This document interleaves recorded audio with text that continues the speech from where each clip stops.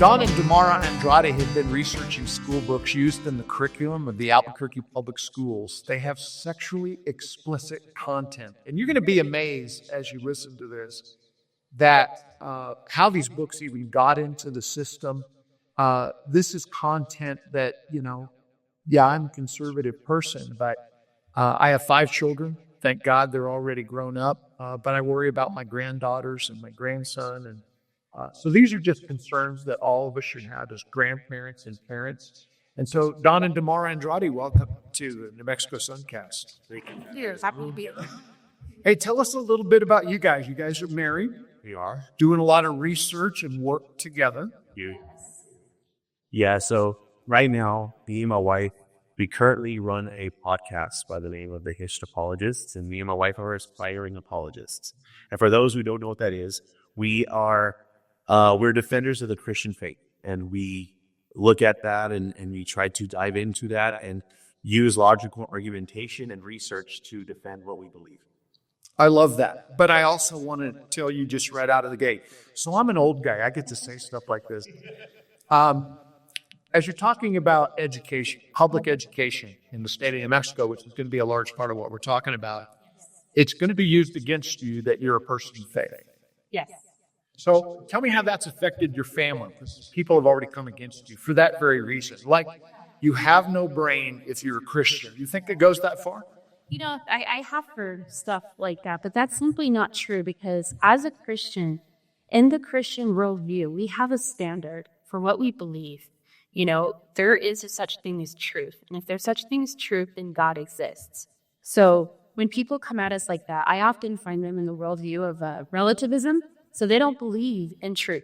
What's good for you is good for you. What's good for me is good for me. So they have no objective standard to even go by when they tear these things apart. So.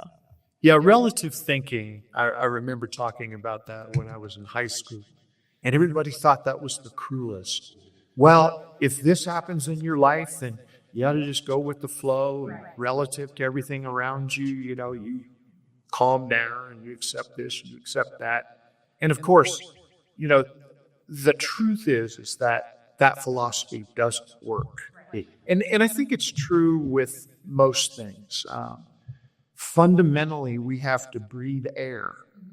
You might think that you want to stop breathing air, but if you do, they're going to find you in a pine box. Yep. So I don't want to oversimplify this, but tell us a little bit about your family. You are parents? We are. We have one daughter. She is 10 years old. She's our only child, so she's pretty spoiled. For now. And do you worry? We do, because we worry about the world that she's going to grow up into. And we worry about everybody else. And we worry about what this subject that we decided to tackle is something that shows that we do care not just about our children, but the children of this society that we live in. And so that is our motivation, is the fact that we care not only for our daughter, but for everyone else as well. Well, I only met you guys probably a month or so ago, and right in the middle of the New Mexico legislative session. And of course, there were a couple of different bills. It's always kind of funny to me see how the legislature works. Of course, I want to thank all of our legislators. And both sides of the aisle. We're not having we are Christians talking about things that we all need to do for our families. This is not a religious issue. It is a moral issue. I think it's a protection issue. It's a safety issue. And a lot of people don't want to ascribe those things to it. But this could be very unsafe for all children. Your book, your compilation is called A Parent's Guide to 125 Explicit Books in the Albuquerque Public Schools. 125 explicit books. Now, when we're talking explicit, are we talking about the hemline of someone's dress? Not even close. These are books that have sexually explicit content in them, pictures, illustrated novels, to depict these certain actions that are happening. So this is freely available. even elementary schools, middle schools, high schools, for all the kids to access without their parents there. So there was legislation introduced. In fact, a very professional woman that I know, I did get a chance to talk to her about the Library Protection Act. Her name is Christina Pajaron, amazing young person who protects homeless people in our state. I mean, just has a heart, to protect people. But she introduced legislation that somehow leads us to believe that it's protecting librarians, that librarians are going to be assaulted. Now, Christina didn't say this, and I in no way want to disparage her, since I haven't had a chance to talk to her, which we do hope to get her views. We'd love to get the views, but you've had people come against you and say, oh, you guys are just book banners. How do you react to that? Well, what I'd say is that there's people, when they react in that, it's an emotional response. It's something that I would say is along the lines of not wanting to do your own research on things and just believing whatever narrative that others have told you to believe. And there's so many narratives floating around right now about this stuff, and people connect it with other things like, oh, this is what the Nazis did. You're doing the same thing. But have you really decided to open up one of these guides and look yourself? And that's what it comes down to. And that's what we did with this guide, is that when you actually see the stuff that's in there and you say, okay, this says it's in this elementary school and this middle school, why was something like this in there? Then it usually... So you're asking about the educational purpose. Yes. Okay, so I'm going to try to be as delicate as I can. Some of the things we talk about may be a little too intense for sensitive ears. I want to give our viewers that warning right out of the gate. But is there content that is available in, say, Albuquerque middle schools or maybe even elementary schools that talk about sexual positions for sexual intercourse? Yes, there are. And like I said, the youngest one is, for example, there's a book called Forever by J.A. Bloom that has a rating 4, which is not for minors. It has adult content that's in elementary schools. One of them is Cochiti Elementary School. So these books are available for even our youngest readers to get a hold of. And when you talk about photos, and I have looked at the guide, I didn't see what I would have thought might have been like in a pornographic magazine, like not real pictures of real people. But there are a lot of very candid illustrations, animation, if you will. It's not in motion. So maybe I'm not using the right term. And they're not cartoons. I don't want to call them cartoons because then people are thinking something totally different. I mean these are sexually positioned, full frontal genitalia. I mean, these are the kinds of books that you're talking about that are in our public schools. Yes, that is exactly what we're talking And about. they're presented in a way that is enticing for people to want to look at, oh, this is educational, as you said. This is something that teaches you how to do this because it's fine to do this with yourself or with others. Let's teach you how to be healthy about it and do these actions.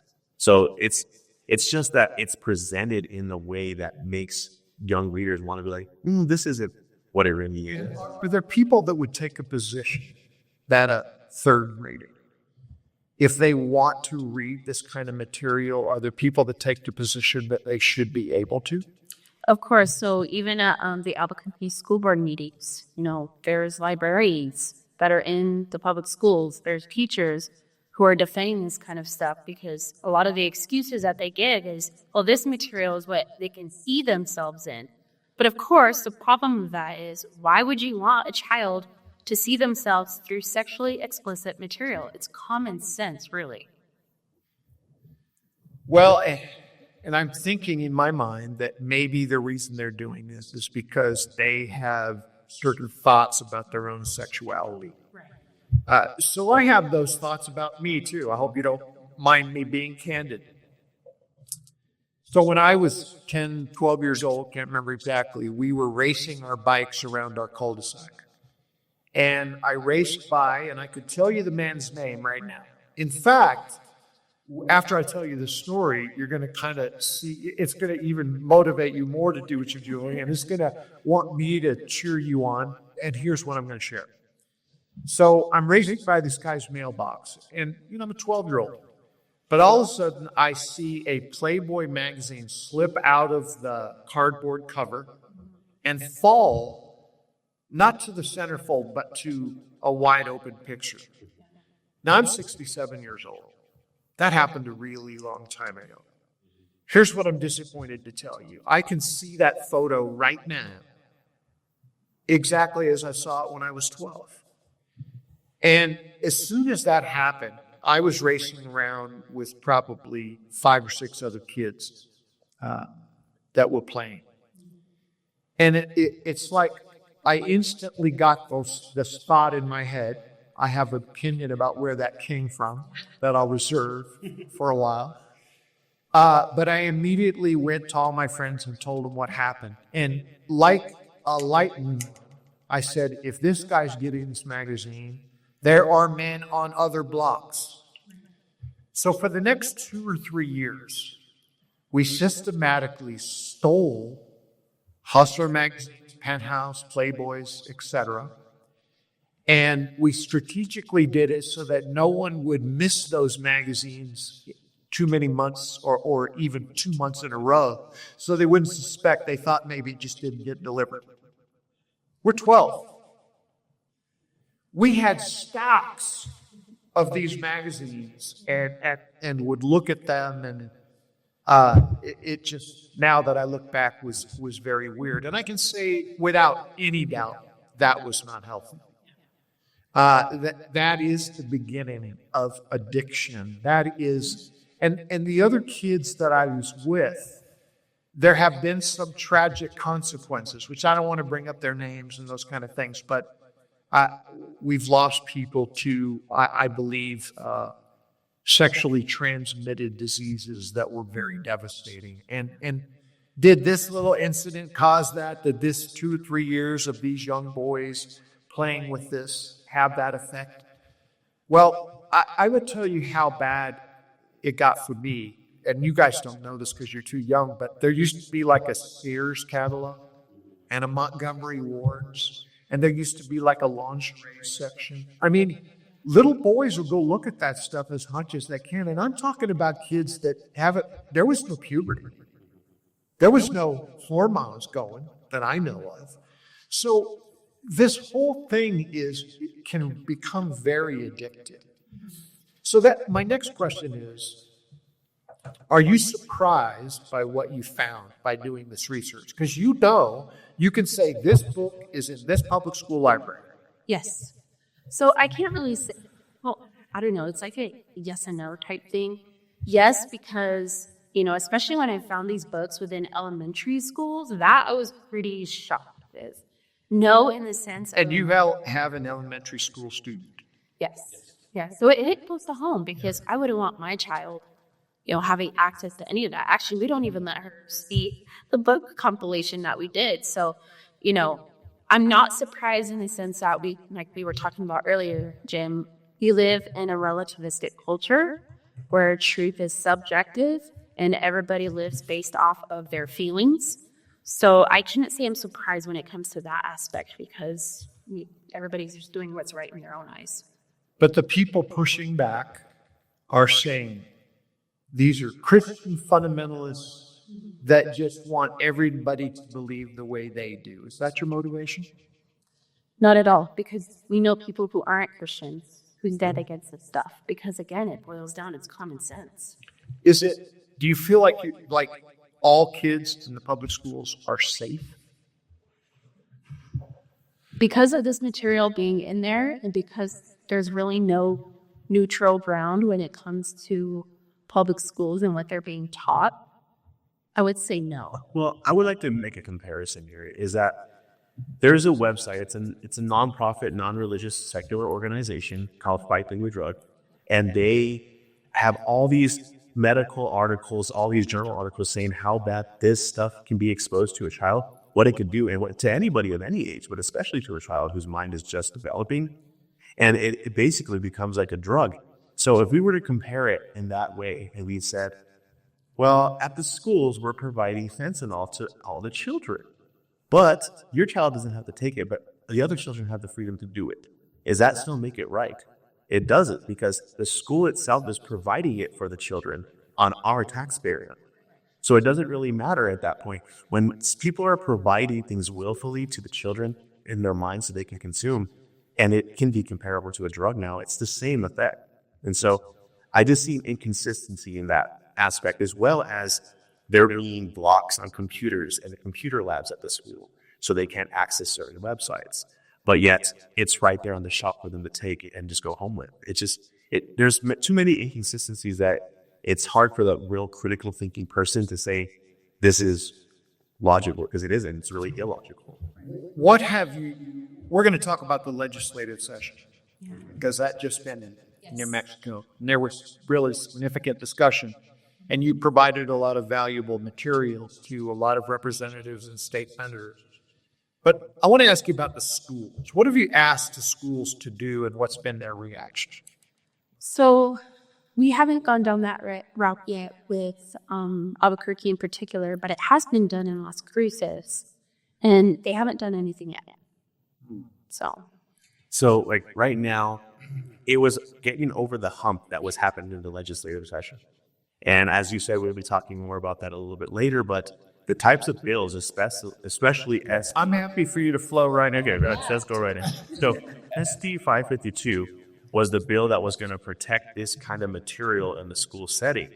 If this bill would have passed, it would have, in a way, prevented us from presenting concerns about these books. And let's just say if the school board themselves decided collectively that this one book that you presented to us is not an issue, we weren't able to bring an issue up again for 2 years. And so it was effectively silencing parents who would eventually come and make complaints about this and not being able to. And being able to now have the chance to go and do this freely for however long we have until hopefully they don't bring it up again, but it may. They never really let up on stuff on this. So it's given us the time to actually present this stuff to the school boards without retaliation of them saying, you know what, this book you presented, it's fine. You're not talking about 2 years. So we have that. Okay, but that legislation was tabled. Mm-hmm. Yes.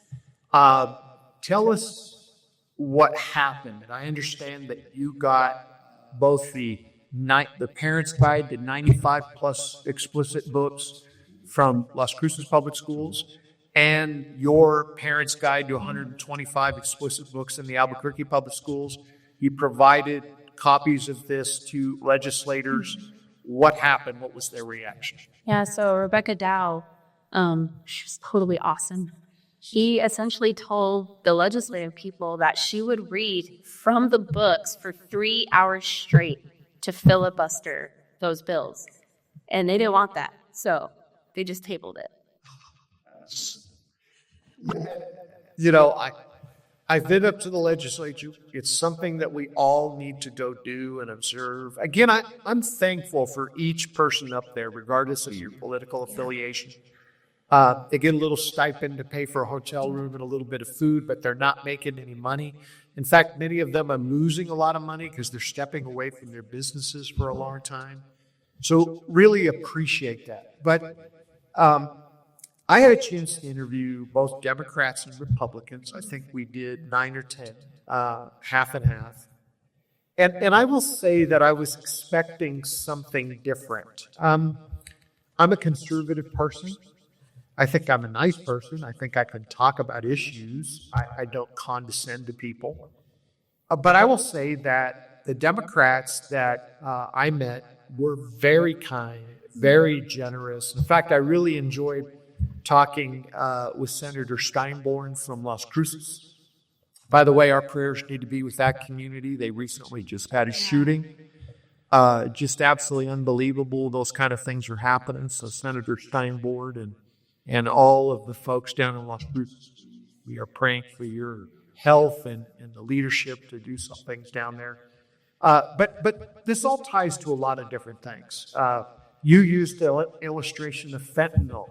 Well, fentanyl has been pouring into our country. I'm not saying on this podcast why that's happening. We all have our theories. But I can't imagine there's a big difference between people of different political parties in wanting to protect our children. So that's why I keep asking you guys about the pushback. Because I can see putting the wrong book in a library. Oh, wow, we just bought this set of 100 having to do with this issue.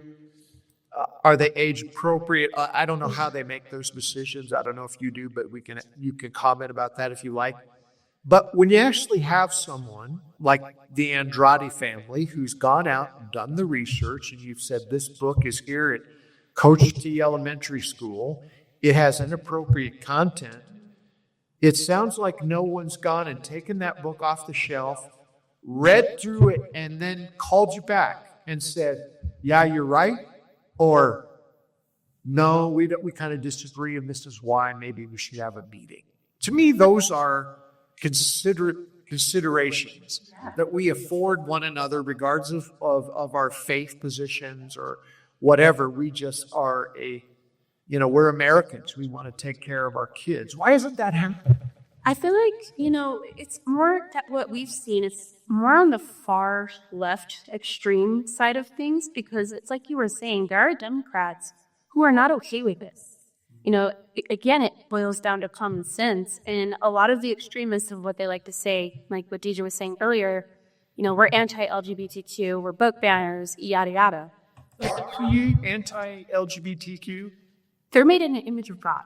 So we're not against them as a person. It's the ideas that have bad consequences. So, and it's interesting to... I want to take this a little further. Yeah. So you are a Christian. Yes. Do you think you should have the right to say whatever you want to their children without permission? That's a good question. I would say... In other words, you're saying you don't have the right to do this without my permission. Right. So I want to turn the tables. Yeah. And I don't know you well, but I think I know your heart, and that is you're not going to circumvent their parental rights either. And that's not what again, it comes just down to, these kids are at public schools. They're without their parents, and they're being introduced to material against their parents' knowledge. Because a lot of the times, a lot of these parents just simply don't know what's in the schools because they haven't invested that time themselves to look into that.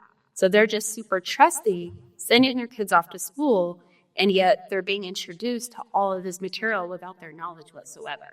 Yes. Well, I'm one of those people that I see any, like for example, sports. Yeah. I played sports with a lot of different people with different faith positions. I had teammates that were atheists. I had this or that. And we all had a common goal on the basketball court, and we knew what we had to do together every day for 2 or 3 hours to work together to that common goal. And that created a love and a care, and I appreciate each one of those people. I don't think any of my former teammates, I don't think any of the people, like for example, I have people in the Christian community. I have people that are gay or lesbian that are my friends. I love them. I would do anything for them. And I think they would tell you that. But they'd also tell you, yeah, we disagree on issues of faith and different things. And then I think if you go a little further and you said, can you talk to them about it? They would say, yeah. Yeah, we talk about it all the time. So let me go back to that question. Yeah. What's good for the goose has to be good for the gander, right? Yeah. You can't say, hey, we don't want you to say this to our kids back then. It's not like we also have the right to impose on your kids. Right. So I think it actually just breaks down to the setting in which it's in. These are children in a school setting. Yeah. And that's what we're specifically talking about. We're not talking about anything else. Like, free speech is free speech. But when we're in school, when does free speech become indoctrination? When does it become like, I'm putting these books in there because I want to send my beliefs onto your children without you even knowing, because the parents are ignorant of what's actually being done. I add, free speech should not trump the safety of our children because their minds are at risk when they consume this material. And that's our biggest concern. Whether our child goes to public school or not, again, this boils down to what is common sense. I hope you're not going to tell me that this is only common to New Mexico. Unfortunately, no. Only to Albuquerque, New Mexico. That's all it's about. And maybe Hawaii. So what are you hearing nationally? What's happening nationally? Yeah, so we interviewed a guy named Gary Van Riper on our podcast, and he's a pastor out in New York, and he was successful in removing hundreds of books from his public school system. It's New York. They're pretty liberal out there, so he was pretty successful in doing that. And then, of course, you have Las Cruces with Sarah Smith. She's been working on the same thing here as well. So there are people. You've mentioned another person of the Christian faith taking action. Yeah. So I see how that's easy for the opposition to label as those Christians are coming after us, and that's not really what's happening. Talk to us about how do books find their way into the public schools? Like, who buys those books? Yeah, so that was something we talked about too with Gary on our podcast. So, scholastic fairs could be a way in which books come into the Albuquerque Public School system. You have teachers themselves who might bring books into the school system. And then, of course, you have ebooks. So, maybe there's people not really doing their due diligence and seeing the kind of books that they're allowing in the school. So even on ebooks, which is, they log in with their password, their username, and they could just have access to this stuff at a dime. I want to go back to the legislature because Rebecca Dow, I know her. I've actually interviewed her on the radio. I don't know that she'd know who I am because she does a lot of interviews. But Rebecca Dow and Senator Crystal Brantley, you're talking about two very powerful, well-spoken, very knowledgeable. They put in the work to learn. So I'm frankly smiling about Rebecca putting copying off a lot of books. I think it's fair that she gave that to a lot of the representatives on the floor. Yeah. In other words, this wasn't a party thing. And so they all had a chance to read it. And then she said, look, I'm against these bills passing, so I'm going to filibuster and I'm going to read this book for the next 3 hours. That is hysterical. It is absolutely amazing. I love it. Yeah, it just reminds me that, as you mentioned before, me and my wife are Christian, but when it comes to this topic at hand, we don't need to argue through Christianity to prove that it's wrong. Most sensible people know that it's wrong. As long as you present the material to them, their innate understanding of it will actually show them that, wait a second, this isn't right. I just was ignorant about the subject. I was going off of some other narrative. But the fact is that we can approach this situation and not even bring up the Bible at all when we're talking about this. This is just common sense thing. It's just logic. Well, you mentioned the website Fight the New Drug. Yeah. If you just Google Fight the New Drug, you're going to go to this. It's a anti-pornography. It's really not even anti-pornography. It's warning people as to how addictive. And when you use an illustration of fentanyl, you're not reaching, because this is an addiction, sexual addiction. And when you sexualize young people, Fight the New Drug is putting out all kinds of non-religious, scientific, medical data to talk about the addictions that happen. So encourage people. And that reminds me, I need to get the folks from Fight the New Drug to come talk to us as well, because I don't think we've all internalized how dangerous this is. We kind of think, oh, they saw that, or oh, they were listening to that. It's not that detrimental, but it could be it could be an addiction that they could stop from any. Yeah, because if you look at the psychological side of things, the more you expose yourself, the less your walls break down. You get desensitized to things, depending on the kind of a person you are. The more that these walls break down, and the more that this what you're watching isn't doing it for you anymore. It's called the law of diminishing return. Yeah, It's like very common in drug addiction. and when they start looking at the more crazier stuff and they want to actually do that, that's when we see a lot of connections to people doing the crimes that we see them doing, sexual crimes. Well, but immediately your dissenters are going to come and say, "Oh, well, this isn't going to happen to a 3-year-old. You're prognosticating what's going to happen down the road." But the truth is, there is enough data. Yes. There's enough data to show that when children are sexualized, it is creating all kinds of problems. And I can't even imagine, this won't be our topic today or a topic, but, with all the social media and these devices that we all walk around with, these are becoming more and more dangerous because you have access to really bad stuff Yes. on your cell phones. Maybe the next thing you guys are going to come up with is a way for us to protect ourselves from that. That might be a new project for the. That's. Talk to us a little bit about. You say there's no neutrality, but do you actually have people claiming that this is just educational material? It's neutral. Of course. That again, this is the excuses that we hear all the time. But if you think about it, it really does boil down to a worldview problem. For example, if someone believes that you're just a product of evolution, right? You're nothing but a meat bag. Well, what's the problem in kids getting introduced to sexually explicit books? So it really does boil down to, what do you believe about truth? What do you believe about the universe that you live in? Because what you believe about that is going to pour in to even the public school systems.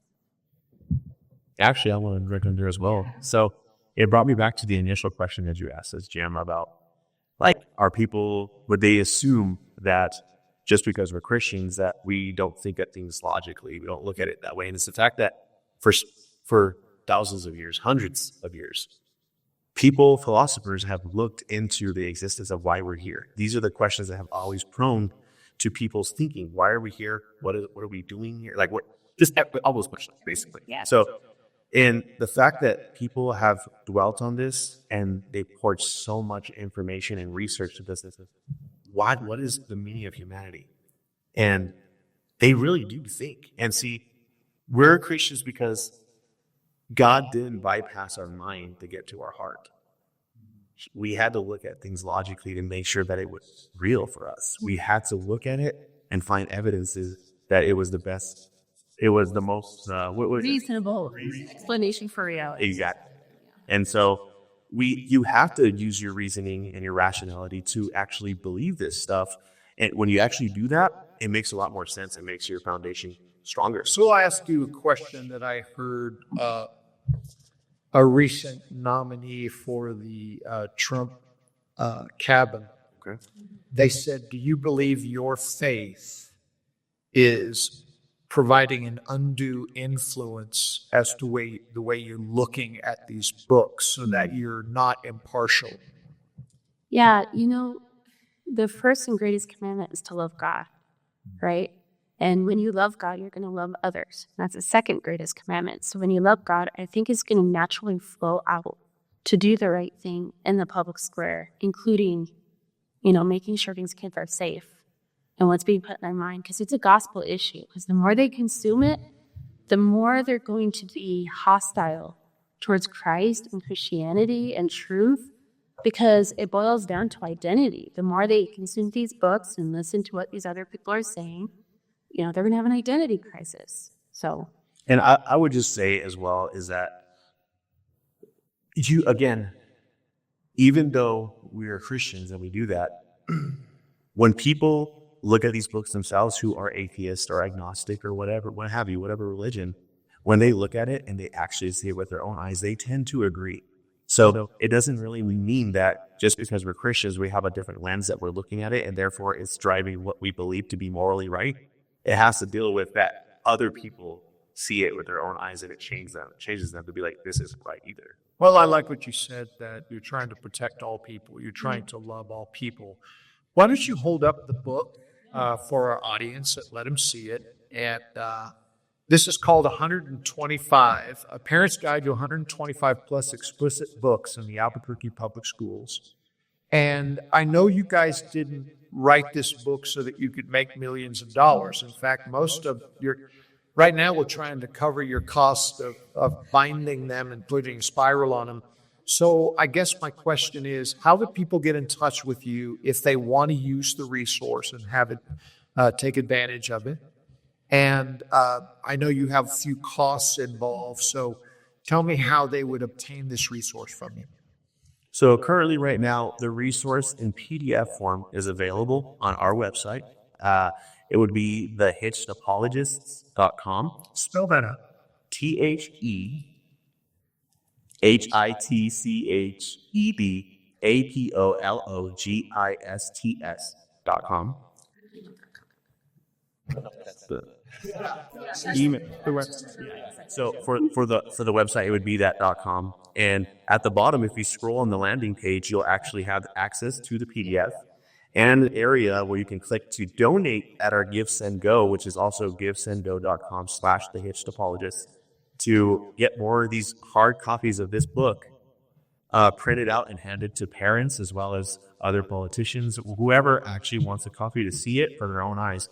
And actually, another story to share about that is the printing press that we are using to produce this book. One of the persons that was binding one of them believed the narrative that we were book banners, that we were bigots, all these different things. And he was very disgusted at the owner of the printing press had made these. But he decided to open it up, and his mind changed within 5 minutes of reading it. So we read explicit content. And I don't even know if it'd be legal. I hear people that do podcasts using profanity all the time, so it'd probably be okay. But I'm just going to tell you, I would be embarrassed to read it. I would actually feel like I'd be causing a problem because you've put direct quotes, sections of books, copies of photos, and the prurient interests of people would be piqued. And I would feel guilty about that. That's not the intent of this program. What we're trying to do is, bring us together, bring New Mexico together, bring people of all faiths together. We've got to take our kids to school and feel safe. We need to start getting people educated, building our economy and reducing crime. And we need to do this together. Right. We're not interdependent. The Muslim community, the Christian community, the atheist community, the Hispanics, the blacks, the whites, we're interdependent. We really are. And that's why we were put here, I think. And we need to love each other and take care of each other. And the New Mexico Suncast and the NewMexicoSun.com, which is a news wire, we take a lot of this interview information and we create news stories. And so, it's important that we work together. And that's why I've made some of the emphasis today on including people of all faiths, because I don't personally believe you're trying to impose your faith. I don't have any problem with you sharing your faith. I also don't have any problem with a Muslim friend of mine sharing his faith. In fact, I like to find out what people believe. I used to have the greatest conversations with some of my Mormon friends, and we'd go out and play basketball for 3 hours after we talked theology. So it's a way for us to lethally punish one another. I'm just teasing. That's interesting that you said that, though, because, at the end of the day, we all vote, right? So when you vote, you're voting for what you personally believe. So somebody's worldview is going to get in at the end of the day. And I think you have to say something so important. I think it's those conversations and, something that we're focusing on here, just letting these books speak for themselves. And, the badness of everything that's in these books, they can speak for themselves. And so, yeah. Now, I've heard, I don't know if that's happening in this instance, but I've heard that people approaching this kind of situation in other states, they've actually had librarians go gather up all the so-called books that people want to ban, and they don't shelter anybody from them. In fact, they put them in a place of prominence, and they advertise so that everybody will go after them. That seems like it's nonsensical to me. Yeah, I've heard that going around a little bit too as well. And it's just, at that point, you got to really look at the motivations for somebody, because, again, there's something there. If they're going to not be looking at it, but yet putting them out there as on purpose without looking at it, it's just disingenuous. But if you actually know what's in there, and yet you're putting them, especially if you're going like at elementary schools and stuff like that, and you're like, I'm purposely wanting to do this and exposing it to the young generation, and it's just something. It's definitely weird.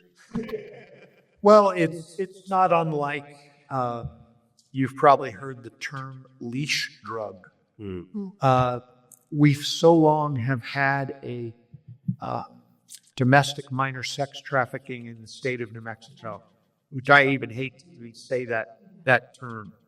Minor domestic sex trafficking, where we're taking adolescents and they feel less safe, say, in a foster care situation, and they're living on the streets of, say, Albuquerque. And traffickers will grab them. They will promise them the world. They'll introduce them to a leash drug. And so then that person as a child becomes dependent.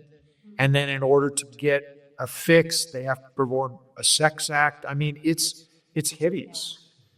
And there is no one immune. There's no socioeconomic class, no religion. I mean, this is just something that we have to stop.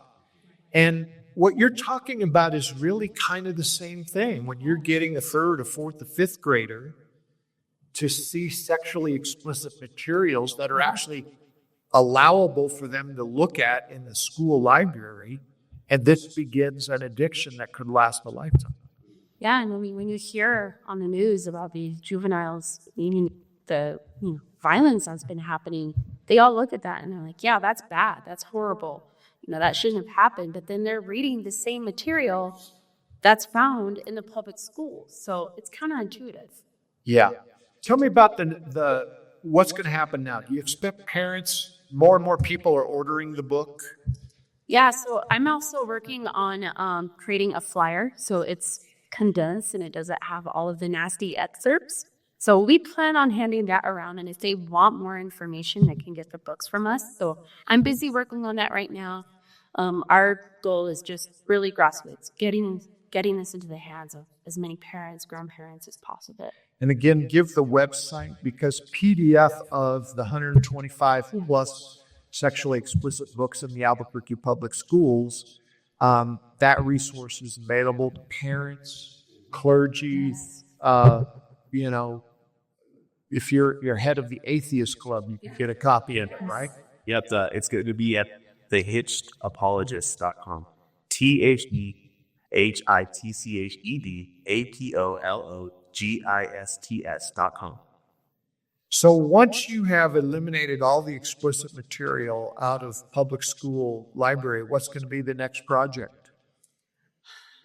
I think we got our hands full here for the next. Do you think you got enough? Yeah, I think we've got enough now for a good while. We're trying to take it a day at a time for that. People don't really think about before they're parents. It's actually tough to be a parent. Oh my goodness. And it doesn't get easy. No. Especially when they're 10. Oh yeah. Yeah, she's awesome. Now, if she read this material, you wouldn't want to answer the questions that she has for you, would you? Absolutely not. Like, when it comes to this stuff, I would just be absolutely appalled that she even has access to it. And, they're innocent. Their innocence is being corrupted. Yes. When they pick up stuff like this, that's a problem. So we need to be more caring and more involved with our kids. And I think that the bottom line must go to the parents and the rights of the parents. The fact of the matter is that nobody has that right in school setting to just do this kind of stuff. If the parents want to show them these books, if the parents want to show them movies, if they want to do this, I mean, I think it's kind of weird, but it's like they have the right to do what they want to do. If they want to buy these kids these books at Barnes & Noble or Amazon, they have the freedom to do that.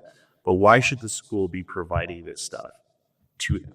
That's where I draw the line. Yeah, that's an amazing statement.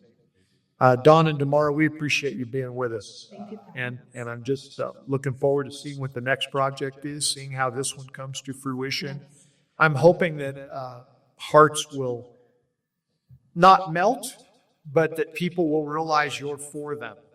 And you're not just for any part of the faith community. You're not just part for, people with the same moral values. You're for everybody. You want to bring us together. Let's fight for our kids. Let's make them all healthy. So thanks for that effort. And by the way, I know there's people listening and watching that will disagree, but I hope they also appreciate the work you're putting in. Just like we thanked our legislators. We don't always agree with that, but we really appreciate just people that are fighting for our children. I really appreciate you guys. So thanks for joining us. Thank you for having us.